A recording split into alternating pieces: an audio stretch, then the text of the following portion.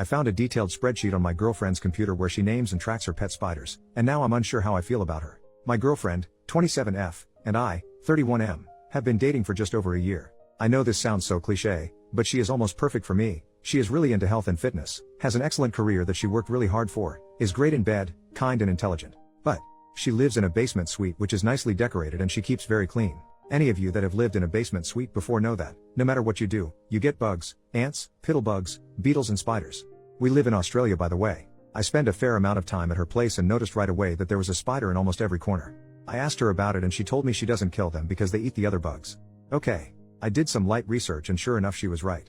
I found it a little creepy but not a deal breaker. Here is where things get weird. About a week and a half ago I was using her computer and noticed a spreadsheet called babies. I curiously got the best of me and opened it. She lovingly named all of the spiders, kills the other bugs and feeds them to the spiders and keeps track of it all in a creepy rear-end spreadsheet. She keeps track of their food, their color, size, web size and some other poo-poo that I didn't really understand. I closed the spreadsheet after I realized what it was about because I felt bad for snooping and was honestly pretty disturbed. I really love her and don't want to break up, but am afraid that this is a sign of mental illness or something.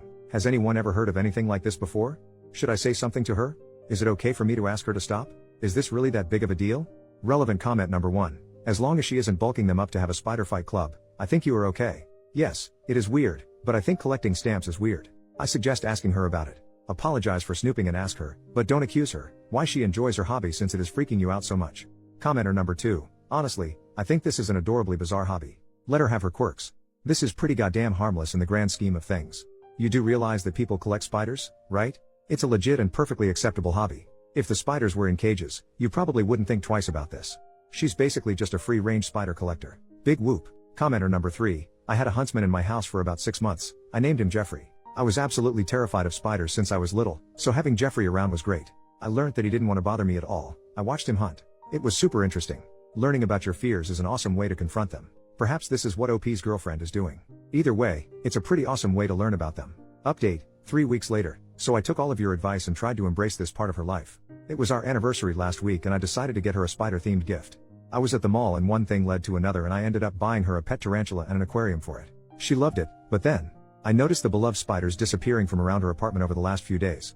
I asked her about it and turns out she's been killing them and feeding them to her new tarantula. I don't know how I feel about this.